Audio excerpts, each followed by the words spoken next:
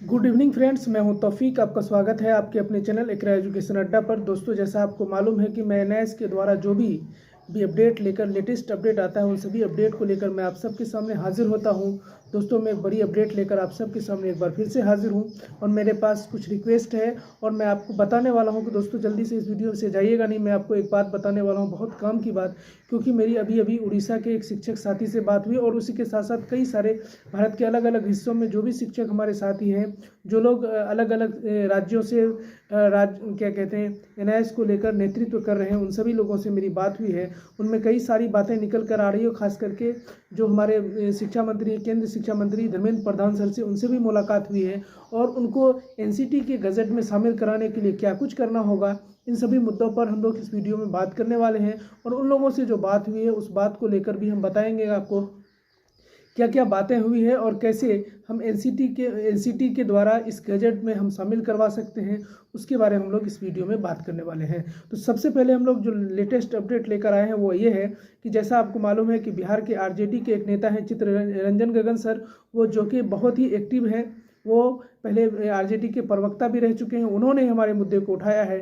जैसा उन्होंने अपने ट्वीट में कहा है कि नौकरी और शिक्षा विरोधी मानसिकता सरकार की संस्था एनसीटी राष्ट्रीय शिक्षक शिक्षा परिषद के गलत और अव्यावहारिक नीतियों के कारण एक बड़ा शिक्षक वर्ग अपने भविष्य को सशंकित है। यानी उन्होंने कहा है कि बिहार में या भारत के अलग अलग हिस्सों में जो भी 14 लाख एनआईएस डीएलएड शिक्षक साथी हैं, सुप्रीम कोर्ट के फैसले के बाद थोड़ा सा घबराए हुए हैं। जैसा आपको मालूम है कि उनसे कहा गया कि अगर एनसीटी में इसको गजट में शामिल कर लेती, जबकि ये जो उनका परमिशन लेटर है उसमें साफ सुथरे शब्दों में लिखा हुआ है कि ये गजट में शामिल करना है, लेकिन सरकार ने तो अपना काम कर दिया। एनसीटी की वजह से ये नहीं हुआ, जिसकी वजह से सभी सुप्रीम कोर्ट का फैसला इस तरह आया है। बल्कि इसमें कहीं ज़्यादा दिक्कत नहीं है, लेकिन अगर इसको गजट में शामिल कर लिया जाए, जो हमारे विरोधी हैं इसी बात को लगातार उठा रहे हैं कि 6 महीने का इंटर्नशिप नहीं है, जबकि आपको मैं बताना चाहूँगा कि सभी लोग जानते हैं कि जब ये शिक्षक जो भी प्राइवेट में या सरकारी में थे वो इंटर्नशिप उनका ऑलरेडी हो चुका था। क्यों? क्योंकि आपने देखा होगा कि जो भी शिक्षक उसमें काम कर रहे थे, चाहे वो प्राइवेट या सरकारी में, सभी लोग प्राइवेट स्कूल में पढ़ा रहे थे। जब पढ़ा रहे तो उनको कहा गया कि आप जो पढ़ा रहे हैं वो ही आपका इंटर्नशिप है। तो 6 महीने का जो कोर्स है वो उसके साथ जुड़ के 18 महीने का वो हुआ, आपका एग्ज़ाम और सभी तैयारी हुई, साथ ही साथ 6 महीने का जो इंटर्नशिप कोर्स है ऑलरेडी हम स्कूल में पढ़ा रहे थे तो उसको उसमें जोड़ लिया गया, तो 2 साल का ऐसे ही हो जाता है। लेकिन इसको लेकर लगातार इस मुद्दे को उछाला जाता है और कभी हाई कोर्ट कभी सुप्रीम कोर्ट में जाया जाता है, जिसको लेकर शिक्षक थोड़े परेशान रहते हैं और उसके बाद इसकी वजह से काफ़ी लोगों को परेशानी होती है और सुप्रीम कोर्ट के इस मामले को लेकर भी लोग थोड़ा परेशान हैं। इसलिए मैं आपको इस मुद्दे को लगातार उठाया जा रहा है। जैसे आपने देखा कि चित्तरंजन सर ने भी इस मुद्दे को उठाया और उन्होंने एनसीटी पर सवाल उठाया, साथ ही साथ जो कि केंद्र सरकार पर उन्होंने सवाल उठाया कि इस तरह से अगर एनसीटी इसको गजट में शामिल नहीं करती है तो बहुत सारे शिक्षक की जो ज़िंदगी है वो अंधकार में हो सकती है। और उसके साथ आपको मैं बता दूं कि केंद्रीय शिक्षा मंत्री से भी बहुत सारे हमें उड़ीसा के साथियों की मुलाकात हुई है। उसके बाद हमारी आज उन लोगों से बात हुई तो उन्होंने क्या कुछ कहा है, जैसा आपको मैं बता दूं कि सबसे पहले कि जब एनसीटी शिक्षा मंत्री से उनकी मुलाकात हुई, क्या कहते हैं एनसीटी के मतलब शिक्षा मंत्री जो हैं हमारे, वो उड़ीसा के ही रहने वाले हैं। तो वहाँ के शिक्षक अभ्यर्थियों को बहुत अच्छे तरीके से उनकी बात को सुनते हैं। तो उन्होंने कहा था कि तुम लोग जितना ज़्यादा से ज़्यादा मैं ईमेल कर सकोगे, जैसा आपको मैंने कल भी एक वीडियो बनाकर बताया था कि उसमें ईमेल का जो भी मैटर है आपको मैंने डिस्क्रिप्शन में डाल दिया था और साथ ही साथ प्रधान सर का जो ईमेल आईडी है उसको मैंने बता दिया कि आप इसमें ईमेल करेंगे।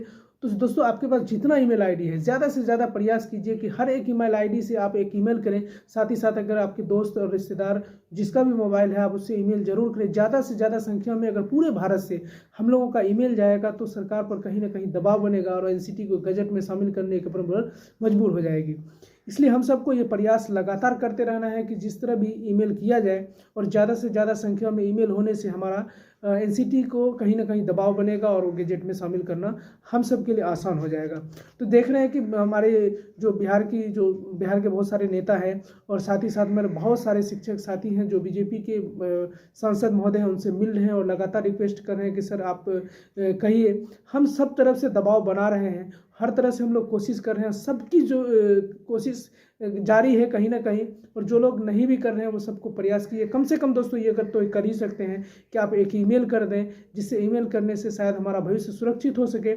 इसलिए सभी दोस्तों से लगातार मैं रिक्वेस्ट कर रहा हूँ कि आप सब ईमेल जरूर करें, ज़्यादा से ज़्यादा संख्या में ईमेल करें। ज़्यादा से ज़्यादा ईमेल होने से कम से कम सरकार को ये कहने का मौका मिलेगा कि अब बहुत सारे शिक्षक अभ्यर्थी परेशान हैं, और इस परेशानी का कारण सिर्फ एक गैजेट है। अगर उसको निकाल दिया जाता है तो शिक्षक अभ्यर्थी की सारी परेशानी का हल हो जाएगा, हमेशा के लिए इसमें फुल स्टॉप लग जाएगा।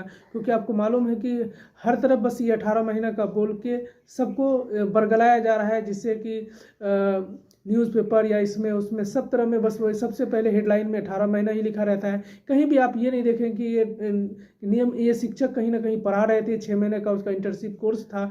और एक चीज़ अब मैं आपको बता दूं कि एक इंग्लिश के अखबार में भी आज ये खबर छपी है, जो बहुत महत्वपूर्ण खबर है, उसको छापा गया और उन्होंने उसमें नीचे लिखा है एकदम साफ सुथरे लफ्जों में। आप स्क्रीन के साइड में आप देख रहे होंगे, उस अखबार में मैं आपको हेड ये दे देता हूँ, जहाँ पर उन्होंने कहा कि 6 मंथ इंटर्नशिप इंक्लूड, इसमें इंक्लूड है 6 महीने का, क्योंकि वो ऑलरेडी टीचर थे। तो चलिए दोस्तों, अगर ये अपडेट आपको अच्छा लगा हो तो लाइक और शेयर करें। साथ ही साथ अगर मैं चैनल पर नए हैं, शिक्षक NIS DLED शिक्षक संबंधित किसी तरह की भी न्यूज़ पाना चाहते हैं, चैनल को जरूर सब्सक्राइब कर लें। साथ ही साथ दोस्तों, मैं लास्ट में आपसे अपील करना चाहूँगा कि हर एक शिक्षक हमारे जरूर एक ईमेल करें, एक से ज़्यादा ईमेल करें, MHRD को ईमेल जरूर करें। ईमेल करने से हमारा भला हो सकता है। तो चलिए दोस्तों, मिलते हैं अगले वीडियो में किसी नए अपडेट के साथ।